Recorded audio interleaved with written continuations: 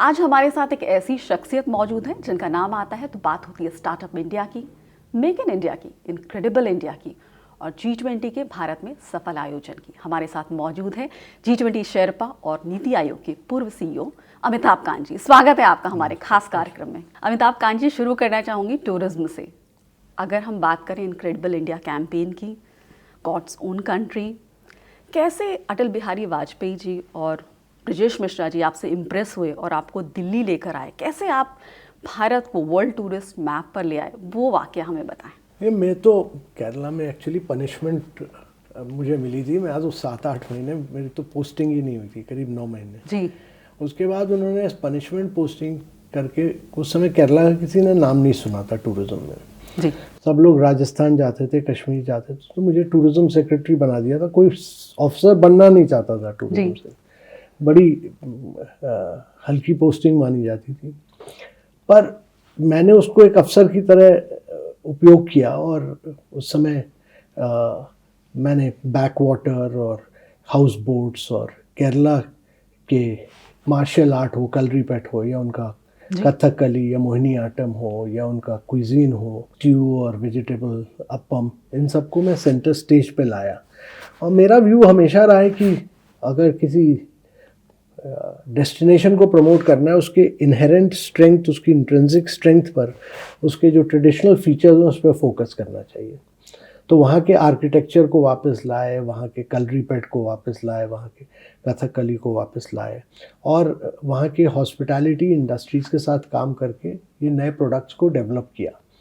और केरला को National Geographic Traveller ने one of the 10 exotic paradises of the world कहा जी। और उस समय एक दिन मैं संडे के दिन घर पे बैठा था तो फ़ोन आया कि principal secretary to prime minister बात करना चाहते हैं, ब्रजेश मिश्रा जी, और ये कहा कि वाजपेयी साहब अपनी हॉलिडे के लिए वहाँ जाना चाहते हैं, आप ही उनके होस्ट होंगे, आप ही सारा प्रोग्राम कीजिए। तो मैंने कुमरगम में बैक वाटर्स में आयुर्वेदा के लिए बहुत उनका स्टे और उनके साथ रहा, करीब 7-8 दिन, और वो कुमरगम में रहे। तो एक दिन उन्होंने पूछा, वो बैक वाटर्स में गए थे, सारा उनको दिखाया, और उसके बाद ब्रजेश मिश्रा जी ने उनसे, प्रधानमंत्री जी से कहा कि इस लड़के को हमें भारत सरकार लाना चाहिए।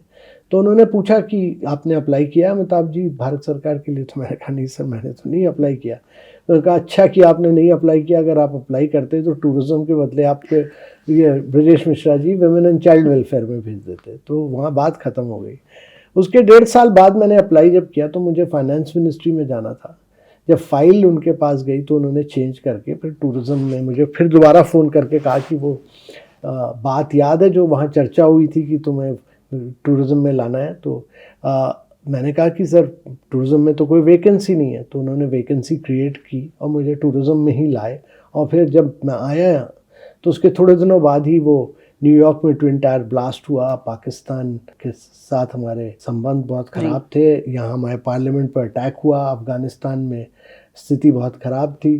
तो सारे ट्रैवल एडवाइजरीज भारत के ख़िलाफ़ थे, बहुत कम टूरिज़्म था, 10% होटल ऑक्यूपेंसी थी। उसके पीक पे हमने इनक्रेडिबल इंडिया टूर की मार्केटिंग की और उससे टूरिज़्म वापस आया बहुत ज़ोरों से, और यही हम कर पाए।